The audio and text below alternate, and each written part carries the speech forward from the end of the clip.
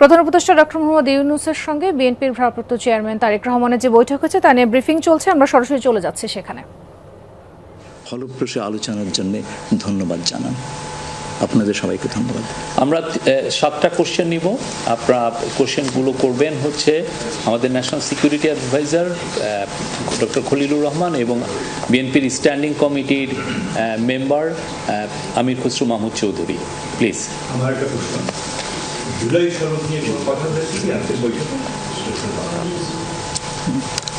না, জুলাই সনদ নিয়ে তো অলরেডি আলোচনা চলছে দেশে, এবং এই ব্যাপারে আমাদের মধ্যে অলরেডি সিদ্ধান্ত আছে যে ঐক্যমতের ভিত্তিতে জুলাই সনদ হবে, এবং সংস্কারের ব্যাপারেও একই উত্তর আমাকে দিতে হয় যে ঐক্যমতের পরিপ্রেক্ষিতে আমরা সংস্কার এবং জুলাই সনদ দুটাই করব। সকলের ঐক্যমতের পরিপ্রেক্ষিতে সেটা সিদ্ধান্ত নেওয়া হবে, এবং এটা আমি নিশ্চিত এটা খুব কম সময়ের মধ্যে আমরা সেই সিদ্ধান্ত নিতে পারব।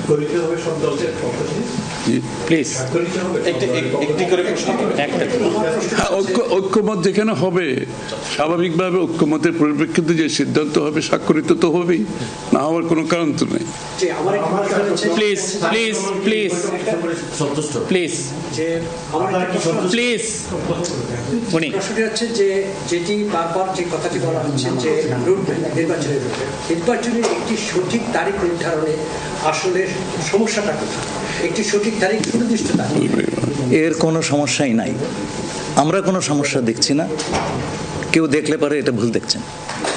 নির্বাচনের সম্পর্কে আজকে যৌথ বিবৃতিতে আমরা বলে দিয়েছি দুপক্ষই, এবং নির্বাচন কমিশন আমরা আশা করব শীঘ্রই একটা তারিখ ঘোষণা করবে।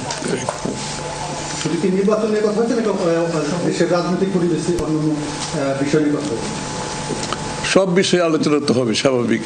আমরা তো নতুন বাংলাদেশ গড়ার প্রত্যয় নিয়ে সামনের দিকে এগোচ্ছি। সবাই আমরা চাই দেশ গড়ার যে প্রত্যয় আমরা নিয়েছি, আমরা ঐক্যবদ্ধভাবে সেই কাজটা করব। শুধু নির্বাচনের আগে নয়, নির্বাচনের পরেও বাংলাদেশ গড়ার যে প্রত্যয় নিয়ে আমরা সবাই ঐক্যমত হয়েছি, সেটা আমরা সামনের দিকে এগিয়ে নিয়ে যাব। একজন প্লিজ প্লিজ উনি বলুন। সংস্কার নিয়ে যে দীর্ঘ আলোচনা হচ্ছিল, সেই সংস্কার বিষয়ে বিএনপির পক্ষ থেকে বা তারেক রহমান সাহেবের পক্ষ থেকে আপনারা কিভাবে রিঅ্যাক্ট করেছেন? যে আবার স্যার আমি শুনি, যে সংস্কার নিয়ে যে বর্তমান সরকারের যে একটা বিশাল রূপরেখা তৈরি হয়েছে, একটা বিশাল তালিকা, সেই তালিকা নিশ্চয়ই আজকে আপনাদের সামনে উপস্থাপন করা হয়েছে। যে সংস্কার বিষয়ে আপনাদের মতামত কি, বিএনপি কিভাবে সেটাকে?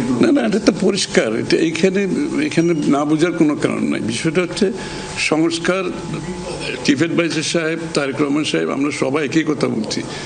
যে বিষয়গুলোতে ঐক্যমত হবে সেগুলোতে সংস্কার হবে, তাই না? তো সংস্কারের বিষয়টা একটা চলমান প্রক্রিয়া, এমন না যে আজ সব সংস্কার এখন শেষ হয়ে যাবে। এটা নির্বাচনের আগেও কিছু সংস্কার হবে যেখানে ঐক্যমত হবে, আর নির্বাচনের পরেও সংস্কার অব্যাহত থাকবে। কারণ আমরা যেই দেশ গড়ার প্রত্যয় নিয়েছি, সংস্কারের প্রয়োজনীয়তা সবাই অনুভব করছে এখানে। সুতরাং আগে পরে সংস্কার চলতে থাকবে।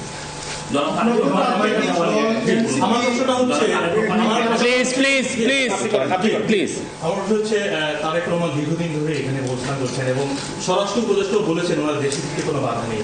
ওনার এই ব্যাপারে কোনো আলোচনা হয়েছে কিনা বা কবে দেশে ফিরতে পারে? এই ব্যাপারে আলোচনার কোনো প্রয়োজনীয়তা আছে বলে আমরা মনে করি না। তারেক রহমান সাহেব যখন ইচ্ছা উনি দেশে ফিরে যেতে পারবেন, সুতরাং এটা সিদ্ধান্ত উনি নেবেন সময় মতো।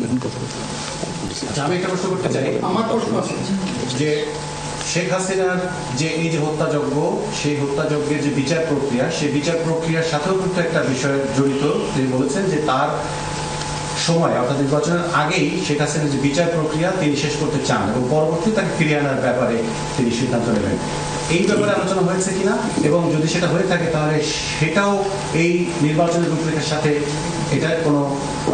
এটা কোনো প্রভাব ফেলবে কিনা? যৌথ বিবৃতিতে এর উত্তর দেওয়া আছে।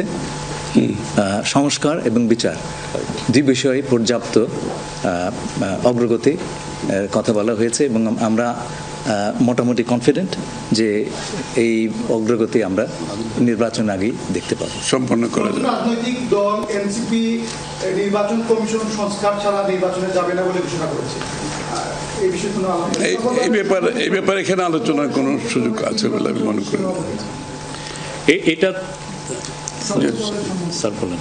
কি হয়েছে? সকল দলের সম্মতিতে আমরা নির্বাচনটা অনুষ্ঠিত হবে। আমরা সেরকমই চাচ্ছি। নির্বাচন কমিশন এই নির্বাচন কমিশনের অধীনে নতুন রাজনৈতিক দল নির্বাচনে যাবে না বলছে, এটা নিয়ে কোনো আলোচনা হচ্ছে? এটা ওনাদেরকে জিজ্ঞেস করেন। এটা যার প্রত্যেকটি দলের নিজস্ব মতামত আছে, Correct. তবে আমরা সকলকে নিয়ে নির্বাচনটা করতে চাচ্ছি। আচ্ছা, তাহলে কি আমরা বলতে পারি যে এপ্রিলে যে ঘোষিত যে নির্বাচনের রূপরেখা, তাহলে সেখান থেকে সরকার কিছুটা সরে আসতে চাচ্ছে বা আসবে? যৌথ ঘোষণায় এই বিষয়টি সুস্পষ্টই বলা আছে। আপনারা শুনেছেন, যদি সকল কাজ সময় মতো আমরা করতে পারি এবং বিচার ও সংস্কারের ব্যাপারে পর্যাপ্ত অগ্রগতি হয়, তাহলে নিশ্চয়ই সেটা করা যেতে পারে। এখানে আমি একটু অ্যাড করি যে ইয়ের সাথে, যে মিটিংটা প্রথমে আমাদের দুই সাইডের ডেলিগেশনের সাথে হয়েছে এবং পরবর্তীতে 1-to-1 ওনারা দুজনে দীর্ঘ সময় আলোচনা করেছেন। আপনারা কি সন্তুষ্ট কিনা? নিশ্চয়ই সন্তুষ্ট, নিশ্চয়ই সন্তুষ্ট। শুধু আমরা তো বলছি নির্বাচনের আগে নয়, নির্বাচনের পরও দেশ গড়ার ক্ষেত্রে আমরা সবাই একসাথে কাজ করতে হবে, নতুন বাংলাদেশ করতে হবে। আর সন্তুষ্ট না হলে তো যৌথ ঘোষণা আসবার কথা নয়। এখন যে বিচার প্রক্রিয়া চলছে বিগত সরকারের যেগুলো, আপনি একবার কোশ্চেন শেষ করে দেন। প্লিজ। না আর একটা লাস্ট কোশ্চেন নিব, লাস্ট একটা কোশ্চেন নিব। জি, জাতীয় ঐক্যমত্যের সরকার গঠনের বিষয়ে কোনো আলোচনা হয়েছে কি? না, এটা তো নির্বাচন পরবর্তী সিদ্ধান্ত, যারা নির্বাচিত হবে তাদের সিদ্ধান্ত, সুতরাং এখানে তো আলোচনা হওয়ার কিছু নাই। Thank thank you. ইউ।